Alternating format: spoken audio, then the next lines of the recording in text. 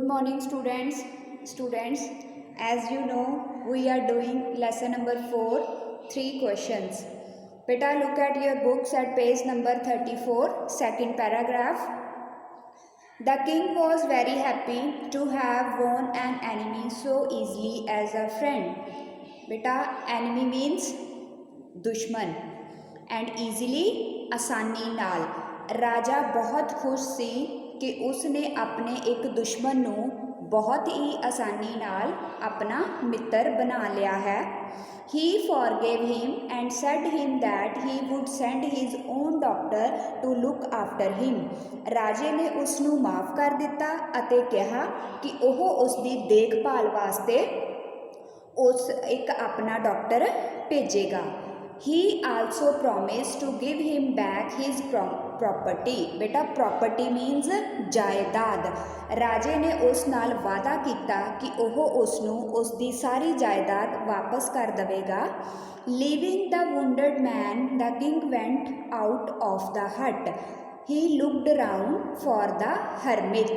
उस जख्मी आदमी नूं उत्थे छड्ड के बेटा wounded man means जख्मी आदमी. उस जख्मी आदमी नूं उत्थे छड्ड के राजा झोंपड़ी तो बाहर चले गया. उसने आले दुआले उस सन्यासी नूं देखिया. Before going back, he wished once more to ask the hermit for answers to his questions.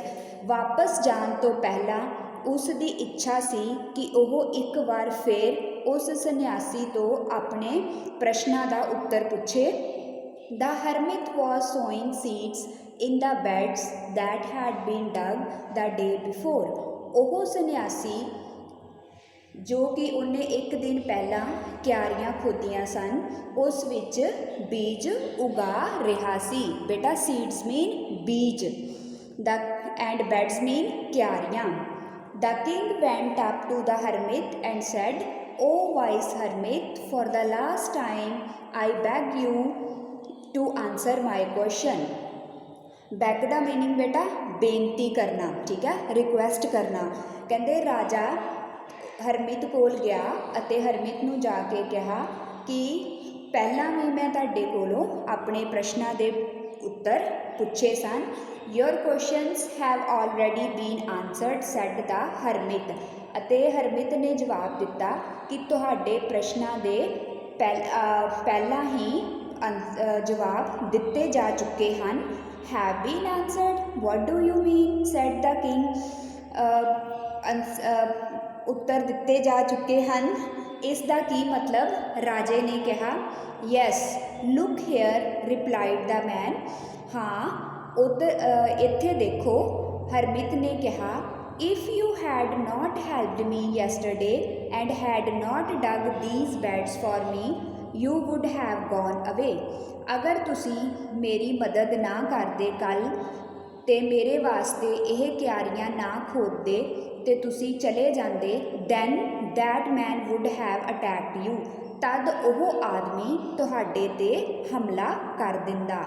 Then you would have wished you had stayed here with me. फिर तुसी मेरे कोल स्टेड, बेटा स्टेड मीनिंग रुकना, ठहरना. फिर तुसी मेरे कोल रुकन दा फैसला किया. So the most important time was when you were helping me and digging the beds for me. सो इस करके ਉਹ ਸਮਾਂ ਸਭ ਤੋਂ ਮਹੱਤਵਪੂਰਨ ਸੀ ਜਦੋਂ ਤੁਸੀਂ ਮੇਰੀ ਮਦਦ ਕਰ ਰਹੇ ਸੀ ਅਤੇ ਮੇਰੇ ਵਾਸਤੇ ਕਿਆਰੀਆਂ ਖੋਦ ਰਹੇ ਸੀ. And I was the most important man at that time. ਅਤੇ ਉਸ ਸਮੇਂ ਮੈਂ ਤੁਹਾਡੇ ਵਾਸਤੇ ਸਭ ਤੋਂ ਮਹੱਤਵਪੂਰਨ ਇਨਸਾਨ ਸੀ. To do me good was your most important business. ਅਤੇ ਮੇਰੇ ਵਾਸਤੇ ਕੁਝ ਚੰਗਾ ਕਰਨਾ ਇਹ ਤੁਹਾਡਾ ਸਭ ਤੋਂ ਜ਼ਰੂਰੀ ਕੰਮ ਸੀ. Later when that man came running to us, the most important time was when you were nursing him. ਬਾਅਦ ਵਿੱਚ ਜਦੋਂ ਉਹ ਆਦਮੀ तो अपने कोल दौड़दा होया आया। The most important time was van you were nursing him, तो तुसी उस दी पट्टी कीती, उसकी देखभाल की, वो समा सब तो ज़्यादा महत्वपूर्ण सी। If you had not dressed his wounds he would have died, अगर तुसी उसकी पट्टी ना करदे, उसके जख्मां नूं ना देखदे तो वो मर जांदा।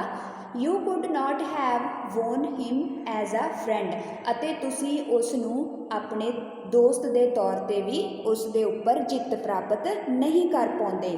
ਸੋ he was the most important person at that time, ਇਸ ਲਈ ਉਹ ਇਨਸਾਨ ਤੁਹਾਡੇ ਵਾਸਤੇ ਬਹੁਤ ਜ਼ਿਆਦਾ ਮਹੱਤਵਪੂਰਨ ਸੀ।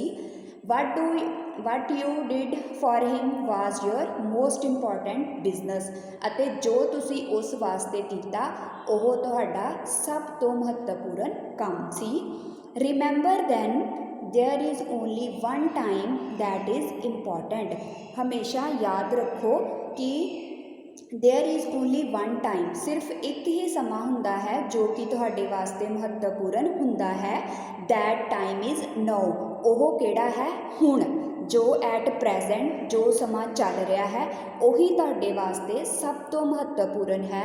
It is the most important time because it is only now when you have any power to act, इसलिए सब तो महत्वपूर्ण समा केड़ा है बच्चे, हुण। ठीक है, when you have any power to act, जो तुहाडे कोल किसी काम नूं करन दी शक्ति हुंदी है बेटा, पावर मीनस शक्ति।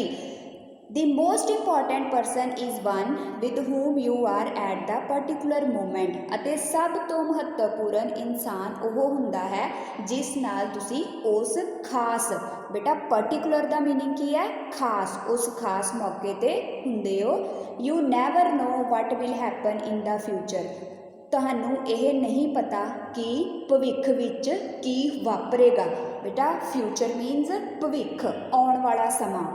You don't know whether you will ever meet that man again और नॉट, ਤੁਹਾਨੂੰ ਇਹ ਵੀ ਨਹੀਂ ਪਤਾ ਕਿ ਫਿਊਚਰ ਦੇ ਵਿੱਚ ਤੁਸੀਂ ਉਸ ਇਨਸਾਨ ਨੂੰ ਮਿਲੋਗੇ ਵੀ ਕਿ ਨਹੀਂ। Thus the most important business is to do that person good, ਇਸ ਲਈ ਸਭ ਤੋਂ ਮਹੱਤਵਪੂਰਨ ਕੰਮ ਇਹੀ ਹੈ ਕਿ ਤੁਸੀਂ ਉਸ ਇਨਸਾਨ ਨਾਲ ਚੰਗਾ ਕਰੋ। And for this purpose alone was man sent into this world, ਅਤੇ ਸਿਰਫ ਇਸੇ ਮਕਸਦ ਵਾਸਤੇ ਹੀ ਇਨਸਾਨ ਇਸ ਸੰਸਾਰ 'ਤੇ ਆਇਆ ਹੈ। बेटा परपज़ मीनस की है, मकसद। ठीक है बेटा, ये सीगी स्टोरी 3 क्वेश्चनस, जिहदे विच की आ कि किंग दे 3 क्वेश्चन सन कि सब तो इंपॉर्टेंट टाइम, सब तो इंपॉर्टेंट परसन, ठीक है, और सब तो इंपॉर्टेंट काम, जिहदे कि आंसरस उस हरमित ने उन्होंने दिते। ठीक है बेटा, रिवाइज करते हैं वर्ड मीनिंग्स एक बार। देखो, एनिमी दुश्मन, ईजीली आसानी नाल, प्रॉपर्टी जायदाद, वुंडड मैन जख्मी आदमी, सीड्स बीज, बैग बेनती, बेड्स क्यारियाँ, स्टेड रुकना, वोन जित्या, पावर शक्ति, पर्टिकुलर खास, फ्यूचर भविख, परपज़ मकसद। बेटा ये वर्ड मीनिंग्स लर्न करने हैं, ठीक है, और अपनिया नोटबुक्स से नोट डाउन करने हैं। ओके बेटा, थैंक यू।